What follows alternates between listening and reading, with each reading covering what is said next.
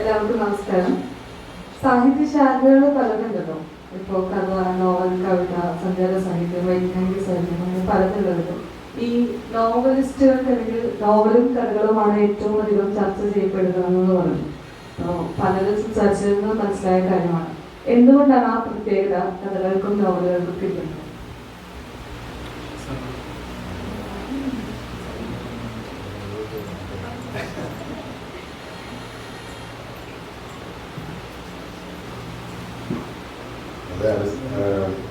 വളരെ അടിസ്ഥാനപരമായ ഒരു ചോദനയാണ്. മനുഷ്യന്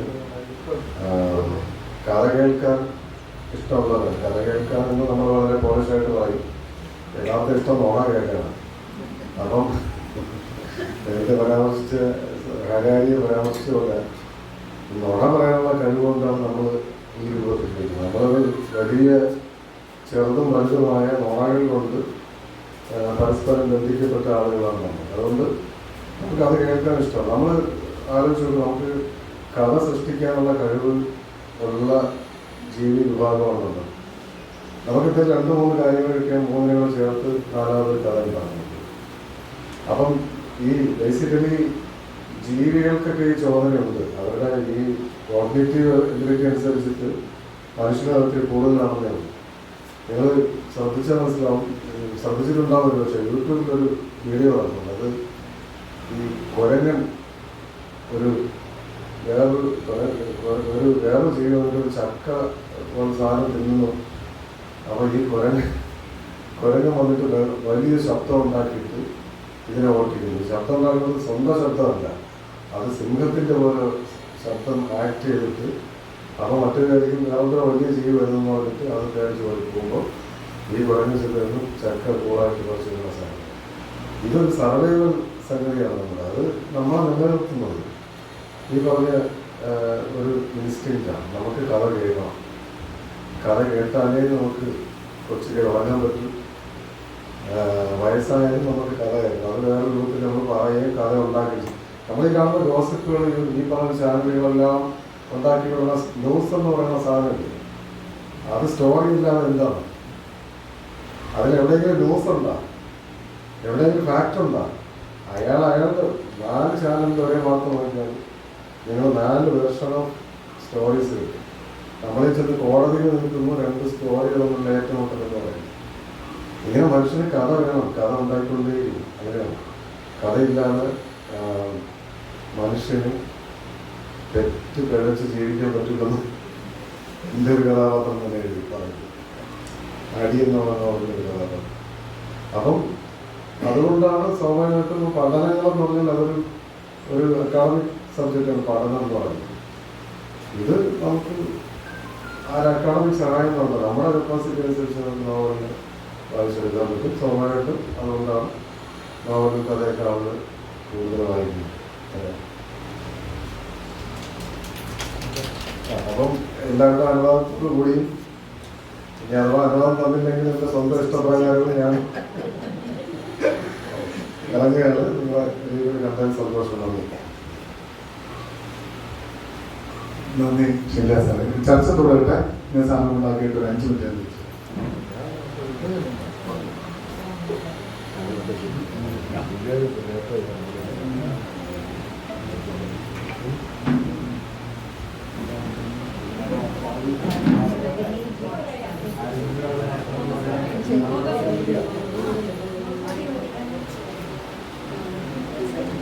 വീണ്ടും നമ്മുടെ ചർച്ചകൾ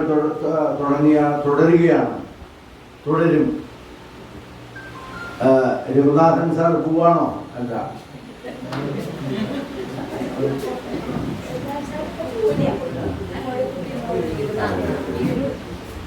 അപ്പോ അതിന് 2 വിശിഷ്ട വ്യക്തികൾ ഇരിക്കുന്നുണ്ട്. ചോദ്യങ്ങൾ അവരോട് ചോദിക്കാം. ആർക്കാണ് ചോദിക്കാനുള്ളത്? ഇത്രയും നല്ലൊരു സന്ദർഭം ഇപ്പോൾ എവിടെയും കിട്ടില്ല. വേണ്ടപ്പെട്ടവരൊക്കെ പോയി. അതുകൊണ്ട് നല്ല സന്ദർഭങ്ങളുണ്ട്. ആരൊക്കെയാണ് ചോദിക്കുക? എന്തെങ്കിലുമൊക്കെ ചോദിക്കൂ. ഇവിടെ എഴുത്തുകാരൻ്റെ സാഹിത്യകാരൻ പോരാ, എന്തെങ്കിലും ചോദിക്കൂ. രാജകുമാരിക്ക് എന്തൊക്കെയോ ചോദിക്കാനുണ്ട്.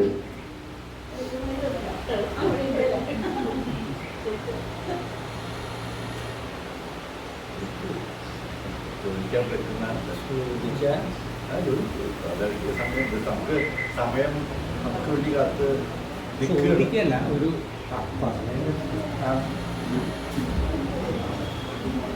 ഞാൻ നോവലിസ്റ്റ് അല്ല, വേറെ ഒരു ബുക്ക് എഴുതിയിട്ടുണ്ട്, ഒരു മറ്റേകാലാണ്. പക്ഷെ ഞാൻ ഷിനിലാൽ പറഞ്ഞ ഒരു ഇതിനോടുള്ള വിയോജിപ്പാണ് പറയാൻ. എല്ലാ സാഹിത്യവും എല്ലാ കഥയും എല്ലാ ആനന്ദിക്കേണ്ട ഉൽപാദനങ്ങളും സമൂഹത്തിൽ നിന്ന് ഉണ്ടാവേണ്ടത് മനുഷ്യന്റെ ലിവിങ് എർജിനെ സാറ്റിസ്ഫൈ ചെയ്യാനാണ്. അപ്പം അതിൽ ഇപ്പോൾ റൈസ് ഓഫ് ദ നോവൽ എന്നുള്ള ആ പുസ്തകത്തിൽ നോവലിൻ്റെ ഉത്ഭവം എങ്ങനെയാണെന്നുള്ള ഇയാൻ വാട്സ് കൃത്യമായി പറയുന്നത് വ്യാവസായിക കാലഘട്ടം തുടങ്ങിയതോടു കൂടിയാണ് നോവലുകൾ നമ്മുടെ മനുഷ്യൻ്റെ 2500 വർഷത്തെ ചരിത്രത്തിൽ നോവലുകൾ ഉത്ഭവിക്കുന്നത്. അതിനൊരു ചരിത്രകാലം ഉണ്ട്, അതിന് ചരിത്രത്തിനോട് ഒരു ബന്ധമുണ്ട്, മനുഷ്യൻ്റെ സമൂഹത്തിലെ ചോദനകളോട് ഒരു ബന്ധം. അതാണ് ഞാൻ അതിൻ്റെ വിയോജിപ്പാണ് പറയുന്നത്. വിയോജിപ്പ് എന്താ ഒരു 2 വാക്കിൽ പറഞ്ഞ അവസാനം. ഒന്ന്, നിങ്ങൾ എപ്പോഴാണ് ഏറ്റവും കൂടുതൽ നിങ്ങൾക്ക് വിനോദപരമായ ആവശ്യം വരുന്നത് വെച്ചാൽ നിങ്ങൾ ഏറ്റവും കൂടുതൽ സ്ട്രെസ് അനുഭവിക്കുമ്പോൾ അല്ലെങ്കിൽ ജീവിതത്തിൽ ഏറ്റവും കൂടുതൽ പ്രയാസപ്പെടുമ്പോഴാണ്. നിങ്ങളുടെ ബ്രെയിനിന് ബാലൻസിങ് വേണം. ഞാൻ ബയോളജിസ്റ്റാണ്, ബയോളജി പഠിച്ചതാണ്, അതുകൊണ്ട് പറയുന്നത് നിങ്ങളുടെ ബ്രെയിനിന് ബാലൻസിങ് വന്നില്ലെങ്കിൽ നിങ്ങൾ വട്ടനാവും. അപ്പോൾ നിങ്ങൾക്ക് ഒരുപാട് ജീവിതത്തിൽ സ്ട്രെസ്, സ്ട്രെയിൻ, പോവർട്ടി, ഫാമിൻ, കഷ്ടപ്പാട്, എന്താണ് ജീവിതത്തിൽ എൻ്റെ ജീവിതപാത നേരെ അല്ലല്ലോ എന്ന് തോന്നുന്ന കാലത്താണ് നിങ്ങൾക്ക് കൂടുതൽ ഈ വിനോദങ്ങൾ ആവശ്യമായി വരിക. അതുകൊണ്ടാണ് ആ വ്യാവസായിക കാലഘട്ടത്തിൽ 18-ാം നൂറ്റാണ്ടിൽ 1776-ൽ അമേരിക്കൻ സ്വാതന്ത്ര്യ സമരം നടക്കുന്നു, 1789-ൽ ഫ്രഞ്ച് വിപ്ലവം നടക്കുന്നു. വ്യാവസായിക കാലഘട്ടം ഒരു വലിയ അപ്പർ ക്ലാസ്സിനെയും 95% വരുന്ന ഒരു ലോവർ ക്ലാസ്സിനെയും സൃഷ്ടിക്കുന്ന അവസ്ഥ വരുമ്പോഴാണ് ഈ നോവലുകളുടെ ഉദയം. അല്ലാതെ ഷിൻലാൽ പറഞ്ഞതുപോലെ മറ്റുള്ളവരുടെ കഥ കേൾക്കാൻ ഔത്സുക്യമല്ല. അതിന് ബയോളജിക്കൽ ഒരു കർത്തവ്യമുണ്ട്, ഹിസ്റ്റോറിക്കൽ ഒരു കർത്തവ്യമുണ്ട്. അത്രേ പറയാം.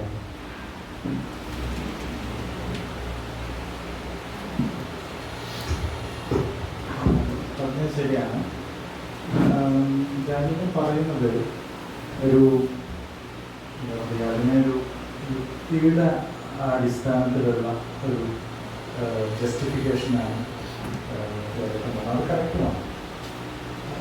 പക്ഷെ ഒരു ഫിക്ഷൻ്റെ കാഴ്ചയിൽ മാത്രമാണ് ഷിൻലാൽ അതിനെ നോക്കിയത്. അതാണ് പറച്ചിലിൽ നിന്നാണ് ചരിത്രം ഉണ്ടാവുന്നത് എന്ന് നമുക്ക് തോന്നും. പറച്ചിൽ നിന്ന് ചരിത്രം ഉണ്ടാവും, പക്ഷെ പറച്ചിൽ നിന്ന് മാത്രമല്ല ചരിത്രം ഉണ്ടാവുക എന്നാണ്. അത് ശരിയാണ്. അങ്ങനെ ഒരു ചർച്ചയ്ക്ക് വഴിവെക്കുന്നത് നല്ലതാണ്. ഞാൻ എന്നോട് ചേർത്തുകൊണ്ടൊരു കാര്യം കൂടി പറയാം. ഇപ്പോൾ എങ്ങനെയാണ് നമ്മുടെ ഹ്യൂമൻ ബ്രെയിൻ ഭാഷയെ സ്വാംശീകരിച്ച് ഒരു വാചകമാക്കി ഭാവന ചേർത്ത് അത് മറ്റൊരാൾക്ക് വായിക്കുമ്പോൾ പുതിയൊരു അർത്ഥം ലഭിക്കുന്ന രീതിയിൽ ആവുന്നത് എന്ന് നമ്മളൊന്ന് നോക്കിക്കഴിഞ്ഞാൽ, ഇപ്പോൾ നമ്മുടെ വെറുതെ നമ്മളിപ്പോൾ ഇങ്ങനെ കാണുമ്പോൾ തന്നെ ഒരു സെക്കൻഡ് 16,000-നും 20,000-നും ഇമേജുകളാണ് നമ്മുടെ മസ്തിഷ്കത്തിൽ അറിഞ്ഞോ അറിയാതെയോ ഓടിയപ്പെടുന്നത്. അതായത് നമ്മളിവിടെ ഇരുന്ന് ഇങ്ങനെ നോക്കുമ്പോൾ 1 സെക്കൻഡ് 2 സെക്കൻഡ് ആവുമ്പോഴേക്കും നമ്മുടെ ബ്രെയിനിൽ പലതരത്തിലുള്ള, ചിലത് ക്ലിയർ ആണ്, ചിലത് ക്ലിയർ അല്ല. അപ്പോൾ എനിക്ക് ഇവിടെ നിന്ന് നോക്കുമ്പോൾ ഇത് ഒരു ഇമേജ് ആണ്, ഇങ്ങനെയുള്ള 16,000-നും 23,000-നും എന്തായാലും 16,000-ന് അത്രയും ഇമേജാണ് നമ്മുടെ ബ്രെയിനിൽ സ്റ്റോർ ചെയ്യപ്പെടുന്നത്. അതെ, കമ്പൈൻ ചെയ്യുക. അത് സ്റ്റോർ ചെയ്യാന്ന് പറഞ്ഞാൽ ഒരു മനസ്സിലാവുന്ന ഭാഷയിൽ പറഞ്ഞാണ്. അപ്പോൾ ഇതിൽ നിന്ന് എന്നാൽ ഈ സംഗതി എന്താ ഉണ്ടാവുമെന്ന് വെച്ച് കഴിഞ്ഞാൽ, ഇങ്ങനെ പലതിൽ നിന്ന് നമ്മൾ നമ്മളുടേതായിട്ടുള്ള ഒരു ഇമേജിലേക്ക് എത്തുകയാണ്. ഇപ്പോൾ ഉദാഹരണം പറഞ്ഞു കഴിഞ്ഞാൽ, നമുക്ക് നമ്മൾ സ്കൂളിൽ പഠിക്കുമ്പോൾ നമ്മൾക്ക് ആദ്യമായിട്ട് അടി കൊണ്ട ദിവസം ആ ടീച്ചർ കൊടുത്ത സാരിയുടെ കളറ്, ആ വടിയുടെ നീളം, അടിയുടെ പാട്, അടിയുടെ തോത്, ഇതെല്ലാം കൃത്യമായിട്ട് നമുക്കിപ്പോൾ പറയാൻ പറ്റും. എന്നാൽ അതേ ടീച്ചർ പഠിപ്പിച്ച മാത്സ് പുസ്തകത്തിലെ 26ാമത്തെ പേജില് 3ാമത്തെ പ്രോബ്ലം എന്തായിരുന്നു ചോദിച്ചു കഴിഞ്ഞാൽ നമുക്ക് അറിയാനേ പറ്റുന്നില്ല. പക്ഷെ നമ്മൾ പരീക്ഷയൊക്കെ പഠിച്ച് പാസ്സായി വന്നവരാണ്. അപ്പോൾ ഈ ഒരു വ്യത്യാസമുണ്ട്. അപ്പോൾ ഇമോഷണൽ ബ്ലെൻഡിങ് ഉള്ള സാധനങ്ങളാണ് ഇതിനകത്ത് അത് ക്ലിയർ ആയിട്ട് ഈ ഇമേജിൽ ക്ലിയർ ആവുന്നത് എന്നുള്ളതാണ്. അപ്പോൾ അതിനകത്ത് വേറൊരു കാര്യമുള്ളത്, അപ്പോൾ ഇപ്പോൾ ഒരു മാവ് എന്ന് പറയുമ്പോൾ, മാവിലെ മാങ്ങ എന്ന് പറയുമ്പോൾ എൻ്റെ ബ്രെയിൻ ചെയ്യുന്നത്, ഞാൻ അതുവരെ കണ്ടിട്ടുള്ള മാവും മാങ്ങയും അതുമായി ബന്ധപ്പെട്ടുള്ളതിൽ നിന്ന് എനിക്ക് കുറച്ചുകൂടി എൻ്റെ മുൻ അറിവുകളിൽ നിന്ന് എൻ്റെ ശരീരവും സെൻസറിയും ബ്രെയിനും ഒരുമിച്ച് പ്രവർത്തിച്ചിട്ടുള്ള ഒരു ഇതാണ് വരുന്നത്. അതുകൊണ്ടാണ് നമ്മുടെ എക്സ്പീരിയൻസ് യുണീക്ക് ആവുന്നത്. നേരെ മറിച്ച് മറ്റൊരാൾക്ക് ഈ മാങ്ങ എന്ന് പറയുമ്പോൾ ഇങ്ങനെ മാങ്ങ ഇങ്ങനെ മുറിച്ച് അങ്ങനെ ഇത് ചെയ്ത് മുറിച്ച് രണ്ടാക്കി പിളർത്തി എന്ന് പറയുമ്പോൾ ഉണ്ടാവുന്ന ഇമേജ് വേറൊന്നായിരിക്കും, തികച്ചും വേറൊന്നായിരിക്കും. ഒരുപക്ഷെ അതാണ് ഈ AI-യുടെ കാലത്തും ക്രിയേറ്റിവിറ്റിയുടെ ഒരു പ്രസക്തി എന്ന് പറയുന്നത്. മനുഷ്യനുള്ളിടത്തോളം കാലം ഈ ക്രിയേറ്റിവിറ്റിക്ക് അതിൻ്റെതായ സാധ്യതയും സാധുതയും ഉണ്ടായിരിക്കും എന്നുള്ളതാണ്. പിന്നെ വേറൊരു കാര്യമുള്ളത്, എനിക്ക് തോന്നുന്നത് ഈ എഴുത്തുകാർ AI ഉപയോഗിക്കുന്നുണ്ടോ, അല്ലെങ്കിൽ എന്തുകൊണ്ട് ഉപയോഗിച്ചു കൂടാ എന്ന ഒരു ചോദ്യമാണ്. ഞാൻ ഈ മലയാളത്തിൽ വന്നിട്ടുള്ള, മലയാളത്തിൽ അങ്ങനെ വന്ന് തുടങ്ങുന്നതേ ഉള്ളൂ. പക്ഷെ എഴുതാൻ വേണ്ടി ഉപയോഗിക്കുകയല്ല, പക്ഷെ എഴുതാനുള്ളത് തിരുത്താൻ, വാക്കുകളിലെ അക്ഷരത്തെറ്റുകൾ, വ്യാകരണ പിശകുകൾ ഇത് കണ്ടെത്താൻ ഒക്കെ ഇന്ന് ഈ പറയുന്ന ഇതിന് സാധിക്കുമെന്നുള്ളതാണ്. പക്ഷെ അതിൻ്റെ ഒരു ആത്യന്തികമായിട്ട് അവസാനമായിട്ട് ഈ എഴുത്തുകാരൻ തന്നെ അതെന്താണെന്ന് തീരുമാനിക്കണം. പക്ഷെ എങ്കിൽ പോലും എഴുത്തിൻ്റെ വേഗത വർദ്ധിപ്പിക്കാൻ ഒരുപക്ഷെ AI-ന് സാധിക്കും എന്നാണ് നമുക്ക് തോന്നുന്നത്. കാരണം ഒരു പാരഗ്രാഫ് എടുത്ത് ആ പാരഗ്രാഫ് നമ്മൾ എഴുതുമ്പോൾ സംഭവിക്കുന്ന തെറ്റുകളല്ല ഇതിനകത്ത് കൊടുത്ത് ഇതിൽ തിരുത്തുന്ന സമയത്ത് സംഭവിക്കുന്നത്. അപ്പോൾ എനിക്ക് തോന്നുന്നത് AI കൂടുതലായിട്ട് ഇനി എഴുത്തുകാർ മാത്രമല്ല, പൊതുവെ നമ്മുടെ ജീവിതത്തിൽ ഉപയോഗിച്ച് തുടങ്ങി, ഇപ്പോൾ തന്നെ ഉപയോഗിച്ച് തുടങ്ങിയിട്ടുണ്ട്. പക്ഷെ അത് കുറച്ചുകൂടി മലയാളത്തിൻ്റെതായിട്ടുള്ള സാഹചര്യങ്ങളിലേക്ക് വരുന്നതേ ഉള്ളൂ. പക്ഷെ വന്നു തുടങ്ങും എന്നാണ് തോന്നുന്നത്. നിങ്ങളുടെയൊക്കെ എക്സ്പീരിയൻസ് ഒക്കെ ഉണ്ടെങ്കിൽ അതൊക്കെ പറഞ്ഞുകൊണ്ട് നമുക്ക് അവസാനിപ്പിക്കാം.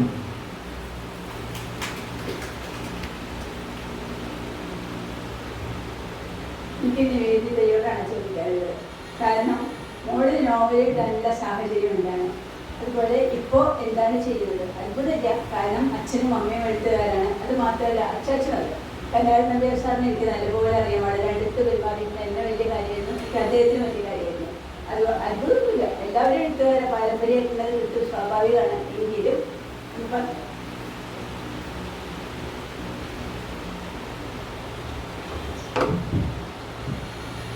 ചെറുപ്പം തൊട്ടേ വീട്ടിൽ ഒരുപാട് പുസ്തകങ്ങൾ കണ്ട് വളർന്നിട്ടുള്ള ഒരാളാണ്.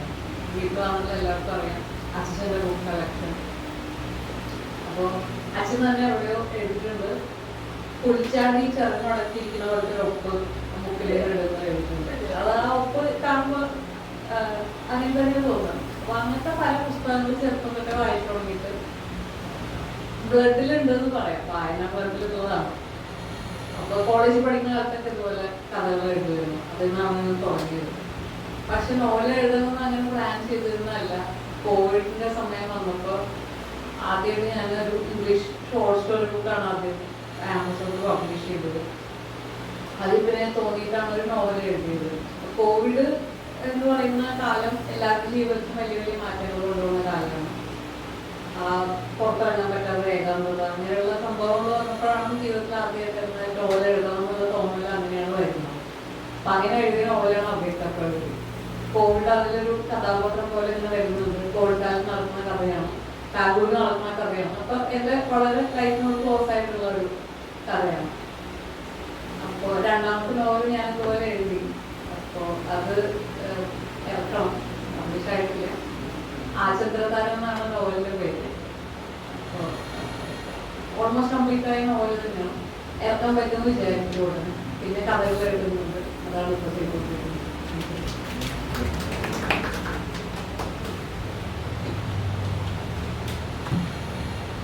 യഥാർത്ഥ വസന്തം ശരിക്കും സാഹിതിയിൽ ഇന്നാണ് എത്തിയത്. ഒരുപക്ഷെ സാഹിതിയുടെ ചരിത്രത്തിൽ ഒരച്ഛൻ, ഒരമ്മ, ഒരു മകൾ, ഇവരാരും നമ്മൾ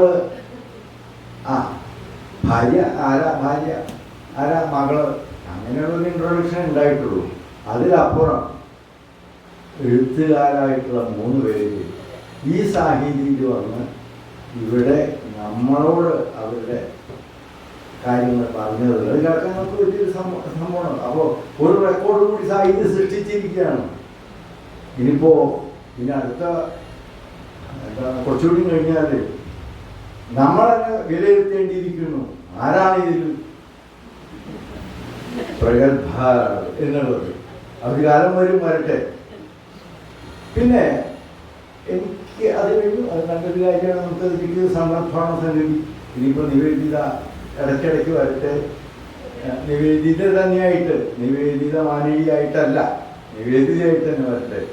മറ്റൊരു മാനേടി പടിയില്ല, രാജലക്ഷ്മി മാനേടി. അതുകൊണ്ട് അവരുടെ സ്ഥാനം അവിടെ തന്നെ നിൽക്കട്ടെ.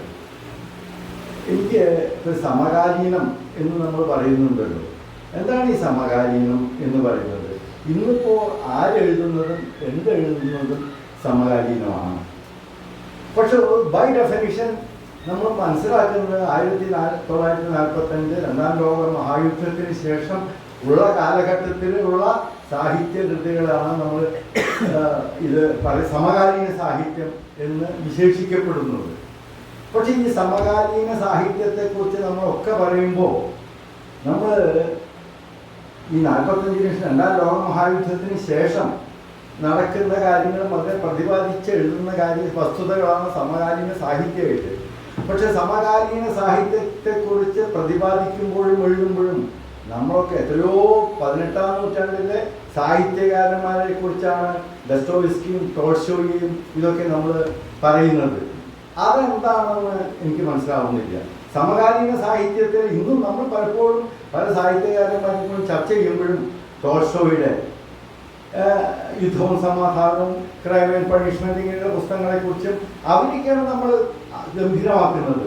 അപ്പോൾ ആധുനിക സാഹിത്യം, ഉത്തരാധുനിക സാഹിത്യം എന്നൊക്കെ നമ്മൾ പറയുന്നുണ്ടല്ലോ. അത് എന്താണ്? നമുക്കൊപ്പം ജീവിച്ചിരിക്കുന്ന സാഹിത്യകാരന്മാരെ കുറിച്ച് നമുക്ക് ഈ സമകാലീന സാഹിത്യത്തെ കാലഘട്ടത്തിൽ ജീവിക്കുകയും എഴുതുകയും ചെയ്യുന്ന ആളുകൾ എന്തുകൊണ്ട് അവർക്ക് അധികം പ്രതിപാദിക്കാൻ കഴിയാത്ത വരുന്നത് എന്നതാണ് ഞാൻ ചോദിക്കുന്നത്. നമ്മൾ വളരെ കുറച്ച് നമുക്കതുണ്ട്. ബഷീർ, തകഴി, ഒ.വി. വിജയൻ അങ്ങനെയൊക്കെ ഉണ്ട്. പക്ഷെ അതിനൊന്നും നമുക്ക് പ്രതിഭ കിട്ടുന്നില്ല. എന്തുകൊണ്ടോ അതറിയുന്നില്ല. നമ്മളെപ്പോഴും നോക്കി നോക്കൂ, നമ്മൾ പഴയ 18ാം നൂറ്റാണ്ടിലെ എഴുത്തുകാരെ കുറിച്ചും ആണ് നമ്മൾ കൂടുതൽ പ്രതിപാദിക്കുന്നത്. അത് ഇപ്പോ എന്ന് പറയുന്നത് സമകാലീന സാഹിത്യത്തിൽ എഴുതുന്നത് സാഹിത്യകാരന്മാരെ കുറിച്ച് അതിനേക്കാൾ ഉപരി ഇന്ന് നമ്മുടെ ചുറ്റും നടക്കുന്ന സംഭവിക്കുന്ന കാര്യങ്ങളെക്കുറിച്ചും ആഗോള പ്രതിഭാസങ്ങളെക്കുറിച്ചും ആഗോളവൽക്കരണത്തെക്കുറിച്ചും അങ്ങനെ ഒരുപാട് നമുക്ക് ഉണ്ട്. അതൊക്കെയാണ് നമ്മൾ കൂടുതൽ പ്രതിപാദിക്കുന്നത്. അതല്ലാതെ സാഹിത്യകാരന്മാരെയല്ല. നമുക്ക് എന്തിനെ കുറിച്ച് എഴുതാം? നമുക്ക് ഈ ആധുനിക ഈ കാലഘട്ടത്തിൽ സമകാലീന സാഹിത്യ കൃതികളെക്കുറിച്ച് പറയുന്നില്ല. അപ്പോൾ അദ്ദേഹം പറഞ്ഞിട്ടുണ്ട് ആ കാര്യങ്ങളൊക്കെ. പക്ഷെ നമ്മുടെ മനസ്സിൽ എപ്പോഴും വരുന്നത് എഴുത്തുകാർ അവരാണ് എന്നുള്ളതാണ്. എന്തുകൊണ്ട് ഈ സമകാലീന സാഹിത്യ കാലഘട്ടത്തിൽ ജീവിക്കുന്ന എഴുത്തുകാരെ കുറിച്ച് അത്രയും കണ്ട് പ്രൊജക്റ്റ് ചെയ്യാനോ ഫോക്കസ് ചെയ്യാനോ കഴിയാതെ പോകുന്നുണ്ടോ എന്ന് എനിക്കൊരു സംശയം.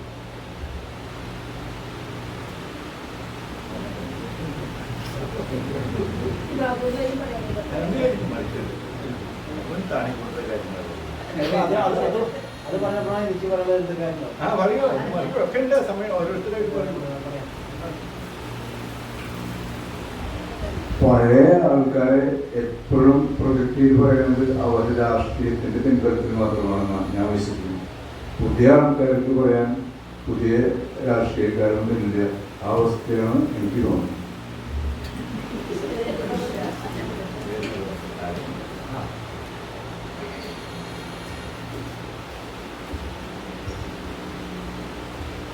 നമ്മളിപ്പോൾ സാഹിത്യ ഇന്ന് ഇവിടെ സംഘടിപ്പിച്ച വസന്തം സമകാലിക നോവൽ സംവാദം ഇത് പറയുമ്പോൾ ഇപ്പോൾ 2-3 കാര്യങ്ങൾ എനിക്ക് പറഞ്ഞു. കാരണം നമ്മളിപ്പോൾ ഈ സാഹിത്യ നോവൽ സാഹിത്യം അത് പൊതുവെ എന്ന് പറഞ്ഞിട്ടുണ്ടെങ്കിൽ നോവൽ സാഹിത്യത്തിൽ ഇപ്പോൾ കവിത എഴുതുന്ന പോലെയോ മറ്റുള്ള ചിലപ്പോൾ സഞ്ചാര സാഹിത്യം എഴുതുന്ന പോലെയോ അല്ല നോവൽ സാഹിത്യം എന്നുള്ളതാണ് ഇവിടെ പറഞ്ഞു വെച്ചത്. ഈ 2-3 പേര് നമ്മൾ സംസാരിച്ചു. അതിലിപ്പോ എനിക്ക് ഏറ്റവും സന്തോഷമായത് പുതുതലമുറയിൽപ്പെട്ട നിവേദിത. ഒരു ഇന്നത്തെ പുതുതലമുറയിൽ ഇങ്ങനെ ഈ രീതിയിലൊക്കെ സാഹിത്യത്തിലേക്ക് വരാനുള്ള ഓക്കെ അവർ മാതാപിതാക്കള് സാഹിത്യമായിട്ട് ബന്ധപ്പെട്ടുള്ള അതുപോലെ പാത്രങ്ങൾ എല്ലാവരും അങ്ങനെ എല്ലാവരും സാഹിത്യപ്പെട്ടാണ് എങ്കിൽ പോലും അത് ഏറ്റെടുക്കാനുള്ള ഒരു താല്പര്യം ഉണ്ടാവണം കുട്ടികൾക്ക്. അത് ഉണ്ടായത് വളരെയധികം അഭിനന്ദിക്കുന്നു. കാരണം ഇന്നത്തെ തലമുറയ്ക്ക് കഷ്ടപ്പെട്ടുകൊണ്ടിരിക്കുന്ന ഒരു പ്രധാനപ്പെട്ട കാര്യമാണ് എഴുത്ത്. ആ എഴുത്തിനെ തുടരാനായിട്ട് അതിന് ഇപ്പൊ പുതിയ തലങ്ങൾ പ്രത്യേകിച്ച് പറഞ്ഞു എന്റെ പ്രമേയങ്ങൾ കേരളത്തിന് പുറത്തതാണ് പറഞ്ഞു. കേരളത്തിന് പുറത്ത് നമുക്ക് നോർത്ത് ഇന്ത്യയിൽ വസിക്കുന്ന ജനങ്ങളിൽ നിന്ന് ഒത്തിരി കാര്യങ്ങൾ നമുക്ക് നമ്മുടെ കഥ നമ്മുടെ നോവൽ സാഹിത്യത്തിലായാലും എതിരായാലും നമുക്ക് കൊണ്ടുവരാനുള്ള ഒത്തിരി കഥാപാത്രങ്ങളുണ്ട്. അവർ പോയി പഠിക്കണ്ട. കാരണം അവിടെ ഇപ്പൊ നിലനിൽക്കുന്ന സംവിധാനങ്ങൾ അതിൽ അവിടുത്തെ കാര്യങ്ങളെ സംബന്ധിച്ചോളം അടിച്ചമർത്തലൊക്കെ വെച്ച് നോക്കുമ്പോൾ അവിടെ നിന്ന് ഒത്തിരി കഥാപാത്രങ്ങൾ നമുക്ക് തിരഞ്ഞെടുക്കാനുണ്ടാവും. പിന്നെ ഇവിടെ പറഞ്ഞു വേറെ ഇപ്പോൾ പറഞ്ഞു തന്നെയാണ് എന്തുകൊണ്ട് പഴയ സാഹിത്യകാരന്മാരെ കോട്ടിയിരുന്നു പറഞ്ഞു. നമുക്കൊരു വീട് പണിയുമ്പോൾ അതിന്റെ ബേസാണ് പ്രധാനം. ആ ബേസിൽ നിന്നാണ് നമ്മൾ എന്തും നമ്മൾ കെട്ടിപ്പോക്കുന്നത് നമ്മളതിന്റെ ബേസിൽ നിന്നാണ്. ആ ബേസിലുണ്ടായിരുന്ന ആൾക്കാരാണ് എന്തിൻ്റെയും പ്രധാനപ്പെട്ട വാക്താക്കൾ. കാരണം അവരാണ് തുടങ്ങി വെച്ചത്. അപ്പൊ അവരെ നമുക്ക് വിസ്മരിക്കാൻ പറ്റില്ല. പിന്നെ ഇപ്പോഴത്തെ സാഹിത്യകാരന്മാർ എന്തുകൊണ്ട് നമ്മൾ സൂചിപ്പിച്ചില്ല പറഞ്ഞു.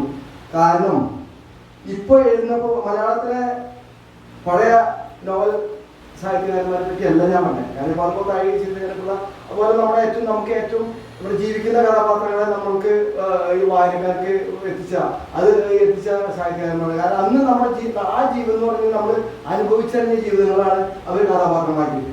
പക്ഷെ ഇപ്പോഴത്തെ ഈ തലമുറത്തെ ഒരു 10-15 വർഷം മുമ്പ് ഞാൻ പറഞ്ഞ ആ തലമുറ സാഹിത്യകാരന്മാർ എന്ന സാഹിത്യം വെള്ളം ചേർത്തിലുള്ള എന്നുള്ളതാണ് എൻ്റെ ഒരു അഭിപ്രായം. കാരണം യഥാർത്ഥ ജീവിതം പ്രകടിപ്പിക്കുന്നുണ്ടോ? കാരണം ഇന്നത്തെ ജീവിതത്തിൽ ഒത്തിരി കപടതകളുണ്ട്. ഈ കപടതകളെ അവർ ശരിക്കും യാഥാർത്ഥ്യമായിട്ട് അവതരിപ്പിക്കുന്നുണ്ടോ? കാരണം അവരേതായിട്ടുള്ള ചില സ്കെച്ചുകളൊക്കെ ഉണ്ടാക്കി അങ്ങനെയുള്ള കഥാപാത്രങ്ങൾ സൃഷ്ടിക്കുമ്പോൾ സ്വാഭാവികമായിട്ടും വായനക്കാരിൽ അത് കുറച്ച് വായിച്ച് കഴിയുമ്പോൾ അവനൊരു അസംതൃപ്തി വരെയാണ്. കാരണം ഇതൊരു യാഥാർത്ഥ്യമല്ലല്ലോ, അപ്പൊ എന്തിനാ ഉപേക്ഷിക്കുന്നു. അങ്ങനെയുള്ള ആകുമ്പോൾ സ്വാഭാവിക ഈ സാഹിത്യകാരന്മാരെ നമ്മുടെ മനസ്സിൽ പതിയുന്നില്ല, നമുക്ക് ഓർക്കാൻ പറ്റുന്നില്ല. അത് തന്നെയാണ് പ്രധാന കാരണം എന്നാണ് എൻ്റെ അഭിപ്രായം.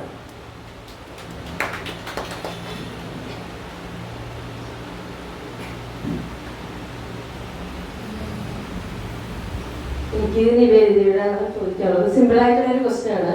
അപ്പോൾ മോളുടെ എന്താ പറയാ, നേരത്തെ തന്നെ കുട്ടിക്കാലം മുതലേ വായനാ പരിസരത്ത് നിന്ന് വന്നതുകൊണ്ട് വായന വളരെ ഇഷ്ടപ്പെട്ട ഒരു കാര്യമായി മാറി. അത് വളരെ സ്വാധീനിച്ചു. അതേപോലെ തന്നെ അച്ഛൻ്റെ എഴുത്തുകളിലെ ഇപ്പൊ ശബ്ദായ മൗനം അതിലെ തന്നെ പല കാര്യങ്ങളും ഇപ്പോഴാണ് അതിന്റെ കറക്റ്റായിട്ടുള്ള കാര്യങ്ങൾ അതിന്റെ ആഴം മനസ്സിലായത് എന്നോട് പറയുകയുണ്ടായി. അപ്പോൾ അച്ഛൻ്റെ എഴുത്തുകളൊക്കെ നിവേദിതയുടെ എഴുത്തിനെ എത്രമാത്രം സ്വാധീനിച്ചിട്ടുണ്ട്. അതേപോലെ തന്നെ ഇപ്പൊ ഇവിടെ നമ്മുടെ ചർച്ചയിൽ നിന്ന് വന്നൊരു കാര്യം റിയലിസമാണ് എപ്പോഴും നിലനിൽക്കുന്ന ഒരു കാര്യം എന്ന് പറയുന്നത്, അല്ലെങ്കിൽ അട്രാക്ട് ചെയ്യുന്ന ഒരു കാര്യം എന്ന് പറയുന്നത് റിയലിസ്റ്റിക് ആയിട്ടുള്ള ക്യാരക്ടേഴ്സ് അല്ലെങ്കിൽ അത്തരം എക്സ്പീരിയൻസ് ആണെന്നുള്ളതാണ്. അപ്പൊ നിവേദിത പറഞ്ഞു നമ്മുടെ സൊസൈറ്റിയുടെ ആ ഒരു റഫ് നേച്ചറാണ് പലപ്പോഴും റിഫ്ലക്ഷൻ എഴുത്തില് റിഫ്ലക്ട് ചെയ്യുന്നതെന്ന് പറഞ്ഞു. അപ്പൊ ഈ ബാംഗ്ലൂർ ലൈഫില് അത്തരം അനുഭവങ്ങൾ നിവേദിതയെ സ്വാധീനിച്ചിട്ടുണ്ടോ?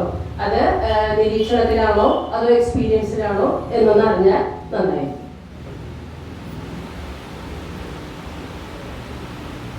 അപ്പൊ ആദ്യത്തെ ചോദ്യം അച്ഛന്റെ എഴുത്ത് എന്നെ എങ്ങനെയാണ് സ്വാധീനിച്ചിട്ടുള്ളത് എന്നുള്ളതാണ്. വലിയ തോതിൽ പറയുന്നത് അച്ഛന്റെ എഴുത്തിനൊരു പ്രത്യേക സവിശേഷ ശൈലിയുണ്ട്. ഓരോ സെന്റൻസും പല ഐട്രേഷനുകൾ കഴിഞ്ഞിട്ടാണ് നമ്മൾ വായിക്കുക. അച്ഛൻ എഴുതുന്ന സമയത്ത് ഓരോ സെന്റൻസ് എത്ര ലെങ്ത് വേണം, ഇത് കൂടുതലായോ ഇത് കുറച്ചോ, അല്ലെങ്കിൽ ഇത് മുറുക്കം കുറഞ്ഞോ കൂടിയോ, ഇതൊക്കെ അറിയാവുന്ന എഴുതി എഴുതി എഴുതി തഴക്കം വന്നിട്ടുള്ള എക്സ്പീരിയൻസ് ഉള്ള ഒരാളാണ്. അപ്പോ എക്സ്പീരിയൻസ് അല്ല, അദ്ദേഹത്തിന്റെ ഇൻഫ്ലുവൻസ് ഉണ്ട് എന്നുള്ളത് വെച്ചാൽ അതുപോലെ എഴുതാനും എന്നെ കൊണ്ട് പറ്റില്ല. അച്ഛന്റെ എഴുത്ത് ഇവിടെ വെക്കുകയാണെങ്കിൽ ഞാനത് അങ്ങനെ ചെയ്യാൻ ട്രൈ ചെയ്യുന്ന, അതുകൊണ്ട് ഒരു അതിന്റെ ഒരു വേർഷൻ പോലെ എഴുതാൻ ശ്രമിക്കുന്ന ആളെന്ന് വേണമെങ്കിൽ പറയാം. എന്താ വെച്ചാൽ അതുപോലെ എഴുതാൻ വളരെ ബുദ്ധിമുട്ടാണ്. സാധാരണ വാചകങ്ങളുടെ ഘടനയും ഒക്കെ വളരെ നിലവാരപ്പെടുന്ന ഒരാളാണ്. രണ്ടാം ചോദ്യം എന്തായിരുന്നു? ബാംഗ്ലൂർ ലൈഫ്. അപ്പൊ ബാംഗ്ലൂരിലെ ലൈഫ് എന്ന് പറഞ്ഞാല് അതൊരു ഇന്ത്യയുടെ ഒരു ചെറിയ വേർഷനാണ്, ചെറിയ ഇന്ത്യ തന്നെയാണ്. എന്താ കാരണം വെച്ചാൽ നമുക്ക് മാർവാടികൾ, ഗുജറാത്തിലുള്ള മാർവാടികളെ കാണാം, രാജസ്ഥാൻകാരെ കാണാം, തമിഴ്നാട്ടുകാരെ കാണാം, മലയാളികളെ കാണാം. അപ്പൊ മറ്റ് സ്റ്റേറ്റുകളെ പോലെ അല്ല, ഇവരൊക്കെ അവരായിട്ട് തന്നെയാണ് ബാംഗ്ലൂർ ജീവിക്കുന്നത്. അതാണ് ഞാൻ കണ്ടിട്ടുള്ള പ്രധാന വ്യത്യാസം. എനിക്ക് ഇപ്പൊ ഗുജറാത്തുകാരോ അല്ലെങ്കിൽ രാജസ്ഥാൻകാരോ അല്ലെങ്കിൽ ഉത്തർപ്രദേശുകാരോ അവര് കന്നഡികാസ് ആയിട്ട് പ്രസന്റ് ചെയ്യുന്നതോ അല്ലെങ്കിൽ കർണാടക കൾച്ചറിനെ ഫോളോ ചെയ്യുന്നതോ അങ്ങനെ നിർബന്ധമൊന്നും ആർക്കില്ല. കർണാടകക്കാർ അവരുടെ കൾച്ചറിനെ ഫോളോ ചെയ്യും. പക്ഷെ ഒരു ആൾക്ക് തമിഴനായിട്ടോ മലയാളിയായിട്ടോ രാജസ്ഥാൻകാരനായിട്ടോ ജീവിക്കാൻ സ്വാതന്ത്ര്യമുള്ള ഒരു സ്ഥലം കൂടിയാണ് ബാംഗ്ലൂർ. എല്ലാവരും വന്നിട്ടുള്ളത് ജോലിക്ക് വേണ്ടിയിട്ടും അങ്ങനെ ഒക്കെയാണ്.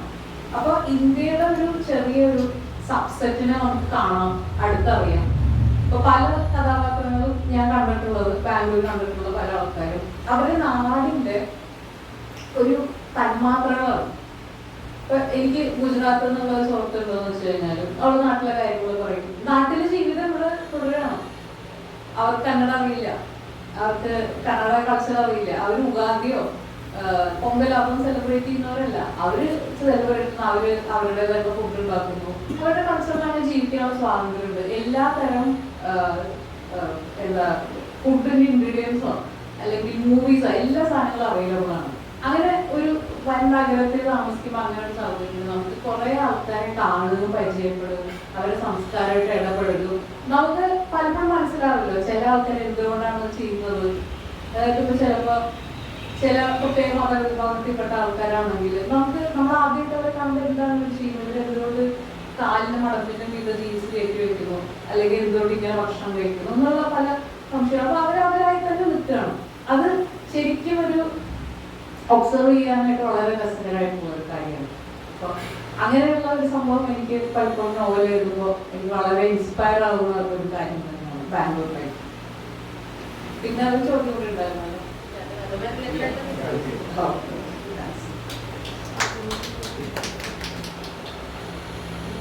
എൻ്റെ അച്ഛൻ്റെ സാഹിത്യ രചനകളോ സാഹിത്യ ലോകമോ എന്നെ ഒട്ടും സ്വാധീനിച്ചിട്ടില്ല എന്ന് നിവേദിത പറഞ്ഞു കേൾക്കാനായിരുന്നു എനിക്ക് ഇഷ്ടം. പക്ഷേ ചരിത്രം അങ്ങനെയാണ്. നല്ലൊരു സാഹിത്യകാരൻ, പക്ഷെ എത്ര ചോദിച്ചാൽ എത്ര സാഹിത്യകാരന്മാരുടെ മക്കൾക്ക് ആ ഒരു അനുഭവം കിട്ടിയിട്ടുണ്ടെന്ന് വളരെ കുറവേ ഇവിടെയുള്ളൂ. പാട്ടുകാരുടെ ഇപ്പോൾ യേശുദാസിൻ്റെ മകൻ പാട്ട് പാടാതെ മതി എന്നല്ലാതെ.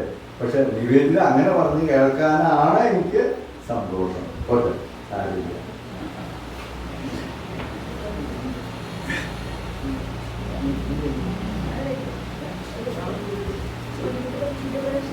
എല്ലാവർക്കും നമസ്കാരം.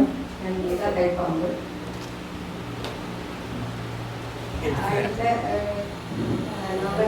സാറും സംസാരിച്ചപ്പോൾ ഒരു നോവൽ സിദ്ധിയും സാധനയും PK ബാലകൃഷ്ണൻ സാറിന്റെ പുസ്തകത്തെ കുറിച്ച് സൂചിപ്പിച്ചിരുന്നു.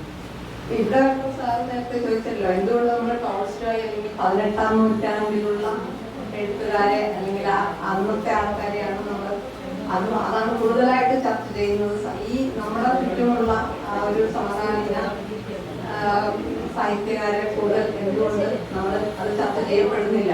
അപ്പൊ ആ പുസ്തകത്തിൽ ഇങ്ങനെ അത് സാർ പറഞ്ഞത് ഞാൻ മനസ്സിലാക്കിയത് അത് 3 തരം ആയിട്ടാണ് ആ പുസ്തകത്തിൽ ഇങ്ങനെ നോവൽ സിദ്ധിയും സാധനയും എന്ന് പറഞ്ഞ പുസ്തകത്തിൽ അദ്ദേഹം അതിനെപ്പറ്റി പറയുന്നത്.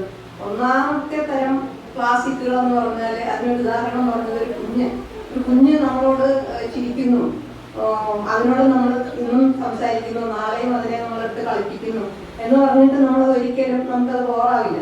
അത് കാലങ്ങളോളം എത്ര കാലം ചെയ്താലും നമുക്ക് ആ ഒരു അനുഭവം എന്ന് പറയുന്നത് എന്നും ഫ്രഷായിട്ട് തന്നെ ഇരിക്കും. അപ്പൊ അത് അത്തരത്തിലുള്ളതാണ് ഒന്നാമത്തെ തരം ക്ലാസിക്കുകൾ എന്ന് സൂചിപ്പിച്ചതായിട്ട് ഞാൻ ഓർക്കുന്നു. പിന്നെ രണ്ടാമത്തെ തരം പുസ്തകങ്ങൾ എന്ന് പറയുന്നത് അതിങ്ങനെ ഓരോ ഘട്ടങ്ങൾ, അതായത് ഓരോരോ അതെ അതായത് കുറെ ടേണിംഗ് പോയിന്റ്സ് വരും. അപ്പൊ അങ്ങനത്തെ അനുഭവങ്ങളാണ് ആ രണ്ടാമത്തെ തരം ആയിട്ട് ഈ നോവൽ സിദ്ധിയും സാധനയും എന്ന് പറയുന്നു എന്നാണ് പറഞ്ഞത്. മൂന്നാമത്തെ തരമാണെങ്കിലോ ഈ അനുഭവങ്ങൾ അല്ലെങ്കിൽ അത് നമുക്ക് പറയാനേ കഴിയില്ല, അത് നമുക്ക് എക്സ്പ്രസ് ചെയ്യാൻ കഴിയാത്തത്ര അത്തരം അനുഭവങ്ങളായിട്ടാണ് അതിനകത്ത് പറയുന്നതെന്നാണ് എൻ്റെ ഓർമ്മ. അപ്പൊ ഇതിനെപ്പറ്റി എന്താണ് ഗണേഷ് സാറിന് പറയാനുള്ളത്? അത് അങ്ങനെയാണോ? നിങ്ങൾക്ക് വീട്ടിൽ പോകണം, എനിക്ക് പോകണം. അതെ, എനിക്ക് ഭയങ്കര ചേച്ചി പറഞ്ഞപ്പോൾ സിദ്ധിയും സാധനയും ഇങ്ങനെ ഓർത്ത് വെച്ചിട്ട് ഇങ്ങനെയൊക്കെ പറയാനൊക്കെ പറയുമ്പോൾ എനിക്ക് പേടിയാണ്. സിദ്ധിയും സാധനയിൽ PK ബാലകൃഷ്ണൻ അങ്ങനെ പറയുന്നുണ്ട്. MP പോൾ എന്ന് പറയുന്ന ഒരു നിരൂപകൻ ആ MP പോൾ നോവലിനെ കുറിച്ച് പറഞ്ഞൊരു പ്രസിദ്ധമായുള്ള വാചകം ഓർമ്മയിലുണ്ടാവും. എന്തും കുത്തി നിറയ്ക്കാവുന്ന കീറച്ചാക്ക് ആണോ നോവൽ എന്നുള്ളൊരു സംശയം ചോദിച്ചുകൊണ്ടാണ് അദ്ദേഹം ലേഖനം. നോവലിനെ കുറിച്ചുള്ള നമ്മുടെ ഈ നിർവചനങ്ങളെ ഓരോ നിമിഷവും പൊളിച്ചു കളയുന്നു എന്നുള്ളതാണ് നോവൽ എന്നുള്ളതിന്റെ അർത്ഥം തന്നെ. അതാണല്ലോ, സദാ പുതിയതായിക്കൊണ്ടിരിക്കുകയാണല്ലോ. അപ്പൊ ഈ പുതിയതാക്കുക എന്നുള്ളതിനുള്ള അത് ഈ നോവൽ എഴുതുമ്പോൾ നോവലിസ്റ്റും ചിന്തിക്കുന്നത് മുഴുവൻ അതാണ്. ആയിരക്കണക്കിന് 10,000-കണക്കിന് ആളുകൾ എനിക്ക് മുന്നിൽ എഴുതി കഴിഞ്ഞു ഏത് പുതുത്.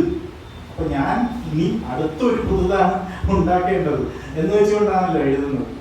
അപ്പോ ഈ പുതുതുണ്ടാക്കുക, പുതുമയുണ്ടാക്കുക, ഇല്ലെങ്കിൽ ഈ അജ്ഞാതനാമായി ഇതിലേക്കൊക്കെ ആ ഒരു അജ്ഞാത കർത്തൃകമായിരുന്ന ഒരു കൃതിയുടെ കർത്താവിനെ തേടി പോകേണ്ട വല്ല കാര്യമുണ്ടോ? നൂറ്റാണ്ടുകൾക്ക് മുമ്പ് സംഭവിച്ചു അല്ലെ? അവരവിടെ ഭദ്രമായി ചരിത്രത്തിന്റെ ഇരുട്ടമകളിൽ ഒളിഞ്ഞിരിക്കുന്ന ഒരു സംഭവത്തെ എടുക്കേണ്ടത് വല്ല കാര്യമുണ്ടോ? പക്ഷെ അത് അപ്പോ അതിനപ്പുറത്തേക്കൊക്കെ പോയി ആളുകൾ ഈ ഖനനം ചെയ്ത് എടുത്തിട്ട് വരുന്നുള്ളതാണ്. ഇന്ന് ഖനനം ചെയ്തിട്ട് അവരുടെ അസംസ്കൃതമായിട്ടല്ല നമ്മുടെ മുമ്പിൽ തരുന്നത്, അതിനെ ഭയങ്കരമായിട്ട് പോളിഷ് ചെയ്ത് പുതിയൊരു സംഗതിയാക്കിയിട്ട് ആ പുതുമ അതിൽ കാണിച്ച് നമ്മുടെ മുമ്പിൽ കൊണ്ടുവരുന്നത് എന്നുള്ളതാണ്. ഈ പുതുമ ഉണ്ടാക്കുക എന്നുള്ളത് തന്നെയാണ് ഇതിന്റെ ഒരു ബേസ് എന്നാണ് തോന്നുന്നത്. ഒരുപക്ഷെ അതുകൊണ്ട് കൂടിയായിരിക്കാം നോവല് നമ്മുടെ ഇടയിൽ ഈ ലൈവായിട്ട് നിൽക്കുന്നത് എന്ന് തോന്നുന്നു. മറ്റൊന്ന് ഈ ക്രൈമുമായിട്ടുള്ള ബന്ധപ്പെട്ടുള്ള ടേസ്റ്റ് ഇപ്പോൾ നോവലിൽ വളരെ കൂടുതലാണ്. അത് മലയാളം നോവലിൽ മാത്രമല്ല, നമ്മുടെ പൊതുവെ ഇവിടെ നിവേദിതൊക്കെ പറഞ്ഞ പോലെ ഏഷ്യൻ നോവലുകളിൽ ഗ്ലോബലായിട്ട് തന്നെ കാണുന്ന ഒരു അവസ്ഥയാണ് ഈ ക്രൈം ഫിക്ഷൻ. അങ്ങനെ മാറ്റിയിട്ട് എഴുതുന്നവരുണ്ട്. അതല്ലാതെയും ഈ ഒരുപക്ഷെ നോവലെന്തോ ക്രൈമിന്റെ ഭാഗമാകുന്നത് പോലെ അല്ലെങ്കിൽ അത്തരത്തിൽ ഒരു കുറ്റാന്വേഷണ സ്വഭാവം നമ്മുടെ നോവലുകൾക്ക് വരുന്നുണ്ട് എന്നാണ്. അതുപോലെ ആരോ സൂചിപ്പിച്ചൊരു കാര്യം കൂടി അതിനോട് ചേർത്ത് വയ്ക്കാൻ തോന്നുന്നു. എപ്പോഴാണ് നോവലുകൾ കൂടുതലായിട്ട് എഴുതപ്പെട്ടിട്ടുള്ളത്? ഒരുപക്ഷെ യുദ്ധസമാനമായുള്ള ഒരു അന്തരീക്ഷം നിലനിൽക്കുന്നു. അല്ലെങ്കിൽ വളരെ അരാജകത്വമോ അസ്വസ്ഥഭരിതമോ ആയിട്ടുള്ള ഒരു സാമൂഹ്യ സാംസ്കാരിക അവസ്ഥയിൽ നമ്മൾ പെട്ടുപോകുമ്പോൾ ഒക്കെ നമ്മൾ ആ അവസ്ഥയെ മറികടക്കാൻ വേണ്ടിയിട്ടാണ് ഈ നോവലിലേക്ക് പോകുന്നതെന്നുള്ളത്. മാത്രമല്ല നോവൽ ഈ വ്യാവസായിക ഇൻഡസ്ട്രിയലൈസേഷന്റെ ഉൽപ്പന്നമാണ് നോവൽ. വ്യാവസായിക യുഗമാണ് സത്യത്തിൽ ഈ നോവൽ തന്നെ ഉണ്ടാക്കിയിട്ടുള്ളത്.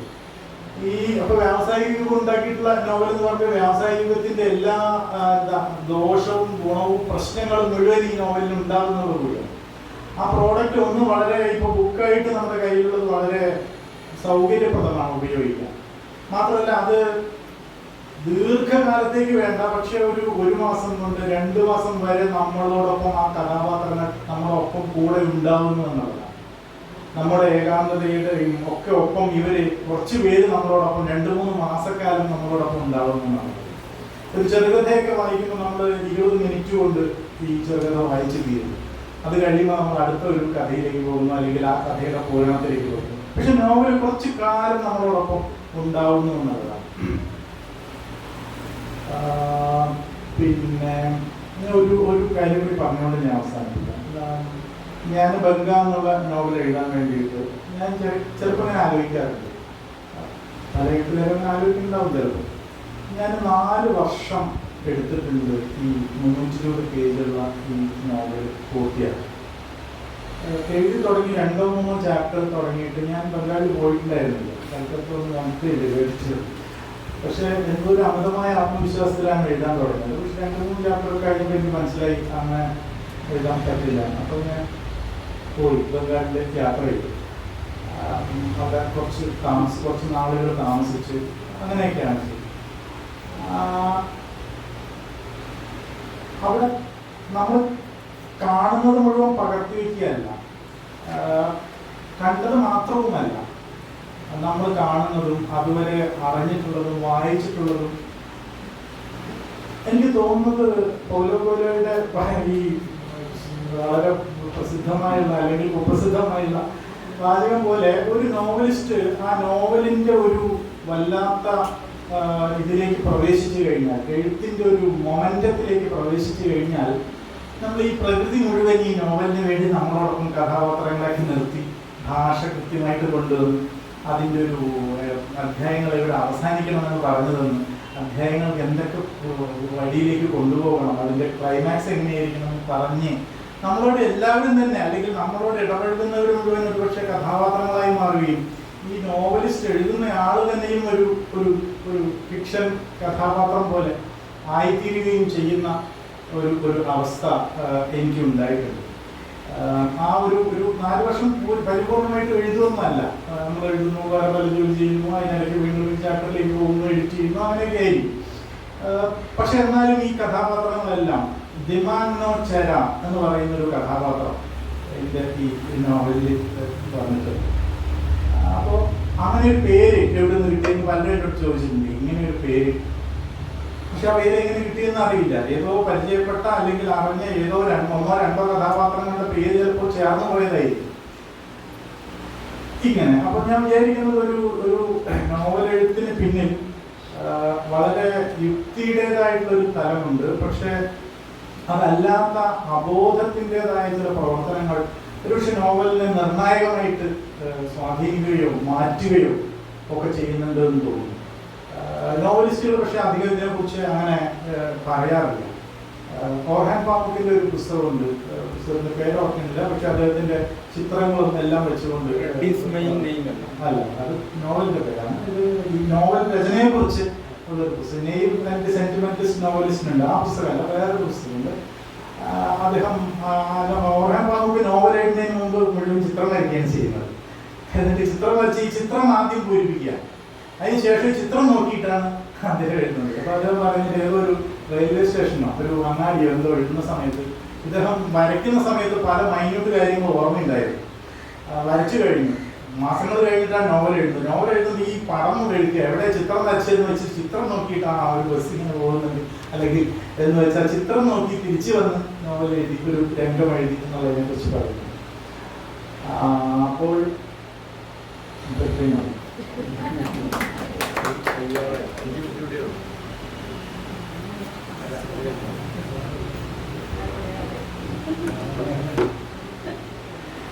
സമയം അതിക്രമിച്ചിട്ടിരിക്കുകയാണ്. ഞാനൊരു ശബ്ദങ്ങളെ അറിയാത്താനും ഉണ്ടായിരുന്നില്ല. കാരണം നമ്മളിത് സമകാലീന നോവൽ സാഹിത്യത്തെ കുറിച്ചുള്ള സംവാദത്തിലാണ് നമ്മൾ നിൽക്കുന്നത്. അപ്പോൾ ഈ സമകാലീന സാഹിത്യത്തിൽ ഇപ്പം നമ്മുടെ പഴയ സാഹിത്യത്തിനെ കൂട്ടി യോജിപ്പിച്ച് ഞാൻ ചോദിക്കുമ്പോൾ നമ്മുടെ രവി എന്ന് പറഞ്ഞാൽ നമുക്ക് പെട്ടെന്ന് ഓർമ്മ വരും ഖസാക്കിന്റെ ഇതിഹാസത്തിലെ രവി. അതുപോലെ ദാസൻ എന്ന് പറയുമ്പോൾ നമുക്കറിയാം മുകുന്ദന്റെ കഥാപാത്രം.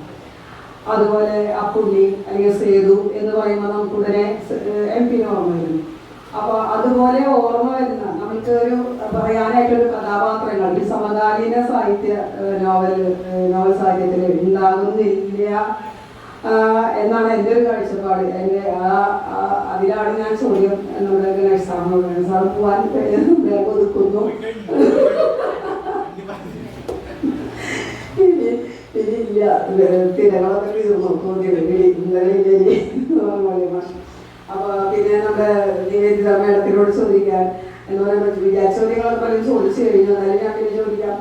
അല്ല, നിവേദിത പറഞ്ഞ മറ്റേ കർണാടകത്തെ കുറിച്ച് പറഞ്ഞ എനിക്ക് ഒരു അടുക്കള ഭാഷ ഓർമ്മ വരുന്നു. കർണാടകത്തെ കുറിച്ച് പറഞ്ഞൊരു സാമ്പാർ പോലെ. കാരണം പരിപ്പ് കർണാടകയാണെങ്കിൽ മറ്റുള്ള കഷ്ണങ്ങളെല്ലാം മറ്റുള്ള രാജ്യങ്ങളാണ് എന്ന് എനിക്ക് പെട്ടെന്ന് ഓടിക്കുന്നപ്പോൾ ഓർമ്മ വന്നു. ഞാൻ ചോദിക്കുന്ന മോൾക്ക് ഇങ്ങനെ ഇത്രയും ജോലി തിരക്ക് മീൻസ് എൻ്റെ 2 മക്കളും ഇൻഫോ പാർട്ടി ജോലി എന്നോട് എനിക്കറിയാം. ഇതിൻ്റെ ഒരു ടൈറ്റ് അറിയാം, സമയത്തിൻ്റെ ടൈറ്റ് എനിക്ക് മനസ്സിലാവുന്നില്ല. അപ്പം ഇത്രയും ടൈറ്റായ ഒരു ജോലിക്കിടയിലും നമ്മളെ എങ്ങനെയാണ് നോവൽ അതിപ്പോൾ പാരമ്പര്യമായിട്ട് കിട്ടിയതിൻ്റെ കുറച്ച് ഉണ്ടായിരിക്കും. എനിക്ക് എന്തെങ്കിലും എഴുതിയ തീരുമെന്നുള്ള തോന്നുന്ന ആ ഒരു ഘടകം മോളുടെ മനസ്സിങ്ങനെ കിടത്തിലേരിക്കുമ്പോൾ അതിങ്ങനെ എഴുതാൻ തോന്നുന്നുണ്ടായിരിക്കാം. എന്നാലും നമ്മളുടെ മനസ്സ് കുറേയൊക്കെ അതിലേക്ക് കൊണ്ടുവരുന്നിട്ടാണ് നമ്മൾ പൂർണ്ണമായിട്ട് അതിലേക്ക് കൊണ്ടുവന്നിട്ട് തന്നെ വേണം നമുക്കൊരു എഴുത്ത് പൂർണ്ണമാക്കണമെങ്കിൽ. അപ്പോൾ അത്രയും പൂർണ്ണമായി അതിലേക്ക് ആ എഴുത്തിനെ സംവേദിച്ച് കൊണ്ടുവരുമ്പോൾ എങ്ങനെയാണ് അതിനോട് താതാത്മ്യം പ്രാപിക്കുന്നതുമാണ്. ആ സമയത്തിനോടും ഈ ജോലി തിരക്കിലും ഈ സാഹിത്യത്തോടും എങ്ങനെ താതാത്മ്യം പ്രാപിക്കുന്നു എന്നൊരു ചോദ്യം കൂടി മോളോട് ചോദിക്കാൻ ഞാൻ ഇഷ്ടപ്പെടുന്നു. നന്ദി, നമസ്കാരം.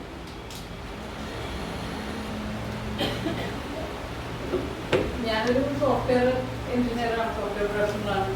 അപ്പോൾ അവരുടെ ജോലി എന്ന് പറഞ്ഞു കഴിഞ്ഞാൽ ഹെക്ടിക്കായിട്ടുള്ള വർക്ക് തന്നെയാണ്. നമ്മൾ വളരെ ശ്രദ്ധിച്ച് ചെയ്യേണ്ട ജോലിയാണ്. ഇഷ്ടംപോലെ അവേഴ്സ് ഒരു ദിവസം 8 തൊട്ട് 10 മണിക്കൂർ വരെ നമ്മൾ വർക്ക് ചെയ്യണം. ഇല്ലെന്ന് വെച്ച് കഴിഞ്ഞാൽ എന്തെങ്കിലും പ്രശ്നം ഉണ്ടായിട്ടുണ്ട്. അപ്പോൾ ഞാൻ എന്ത് ചെയ്യണമെന്ന് വെച്ച് കഴിഞ്ഞാൽ ഞാൻ ഈ പേഴ്സണൽ ലൈഫ് പലതും വേണ്ടെന്ന് വെച്ചു. അതായത് നമ്മൾ വെറുതെ ഫ്രണ്ട്സിൻ്റെ കൂടെ കാണാൻ പോകുന്നു, അവരോട് സംസാരിക്കുന്നു, അങ്ങനെ പല കാര്യങ്ങളും. എൻ്റെ ഹസ്ബൻഡും മോളൊക്കെ എപ്പോഴും പറയും ഇങ്ങനെ സോഷ്യൽ ലൈഫ് ഇല്ല എന്ന് പറയും. അപ്പോൾ ഞാൻ സോഷ്യൽ ലൈഫ് പണ്ട് കുറച്ച് സോഷ്യലി ആക്റ്റീവ് ആയിരുന്നു. അപ്പോൾ ഞാൻ താമസിക്കുന്ന അപ്പാർട്ട്മെൻറ്റിൽ എല്ലാവരുടെ പോകും, സംസാരിക്കും. സോഷ്യൽ ലൈഫിൻ്റെ ഒരു സംഭവം ഉണ്ടല്ലോ. അപ്പോൾ നമ്മൾ ഫ്രണ്ട്ഷിപ്പ് ഉണ്ടാക്കുമ്പോൾ അത് ഒരു കൊടുക്കൽ വാങ്ങലാണ്. നമ്മൾ അവർ പറയുന്നത് കേൾക്കണം, നമ്മൾ അവരുടെ കാര്യം കേൾക്കണം. അങ്ങനെയാണല്ലോ സോഷ്യൽ റിലേഷൻഷിപ്പ് കൊണ്ടുപോയിരിക്കുമ്പോൾ. അപ്പം അതൊരു സാക്രിഫൈസ് എനിക്ക് ചെയ്യേണ്ടി വന്നതാണ്. ഞാൻ മിനിമം സമയം ആൾക്കാരുമായിട്ട് സംസാരിക്കാനൊക്കെ ചെലവഴിച്ച് അതിന് ലാഭിക്കുന്ന സമയത്തിലാണ് ഞാൻ എഴുതുന്നത്. സമയം അതിക്രമിക്കുകയാണ്. അതുകൊണ്ട് അവസാന ഘട്ടത്തിലേക്ക് നമ്മൾ കിടക്കുകയാണ്. ഏതായാലും എന്തുകൊണ്ടും വളരെ ഒരു വിചിത്രമായതൊന്നോ ഇന്നേ വരെ ഇവിടെ നടക്കാത്ത ഇല്ലാത്ത ഒരു കാര്യങ്ങളാണ് ഇപ്പോൾ നമ്മൾ കേട്ടത്. ഒരു കുടുംബത്തിൽ 3 സാഹിത്യ എഴുത്തുകാർ, അതും ഒരു കുട്ടി സാഹിത്യത്തോട് ഇവിടെ കേരളത്തിൽ കിടന്ന് സാഹിത്യം പറയുന്നതിനേക്കാൾ കൂടുതൽ ഒരു ടെക്കിയാണ് ബാംഗ്ലൂരിൽ. അതിൻ്റെ ഇടയിൽ സാഹിത്യരചനകൾക്ക് സമയം കണ്ടെത്തുകയും എഴുതുകയും ഇപ്പോൾ വളരെ പ്രസിദ്ധയായ ഒരു എഴുത്തുകാരി ആവുകയും ചെയ്ത ഒരു കുട്ടിയാണ് തന്നെ കിട്ടിയത്. പക്ഷേ അതിൻ്റെ ഏറ്റവും രസം മകൾ പറയുന്നത് അച്ഛനെയും അമ്മയും വളരെ സശ്രദ്ധയോടെ കേട്ടിരുന്നു എന്നുള്ളതാണ്. അവർ രണ്ടുപേരും ഒരു ഇട പതറലോ ഒന്നുമില്ലാതെ മകള് ശുദ്ധ മലയാളത്തിൽ കൃത്യതയുള്ളതാണ് ഏറ്റവും കൂടുതൽ ഇഷ്ടപ്പെട്ടത്. വളരെ കൃത്യതയോടെ ഓരോ വാക്കുകൾ ഉപയോഗിക്കുന്ന എനിക്കൊരു സംശയം ഉണ്ടായിരുന്നു. ഈ കുട്ടി ബാംഗ്ലൂരല്ലേ, മലയാളം പറയുന്നതിനൊരു വിഷമമുണ്ടായിരുന്നു. അതൊന്നും ഉണ്ടായില്ല, വളരെ കൃത്യതയോടെ. പിന്നെ ശ്രീ ഗണേഷ് ഇവരൊക്കെ സാഹിത്യകാരമായിട്ട് ബംഗാളിൽ പോയി കാര്യങ്ങളൊക്കെ നോക്കി പഠിച്ച് എഴുതിയിട്ടുള്ളതാണ്. അപ്പോൾ എന്തുകൊണ്ടും ഇന്നത്തെ ഇത് വളരെ നന്നായിരിക്കുന്നു എന്നാണ് എനിക്ക് തോന്നുന്നത്. ഇനി അവസാന ഘട്ടത്തിൽ ഇതിന് നന്ദി പറയാൻ വിൽസൺ വരുന്നു.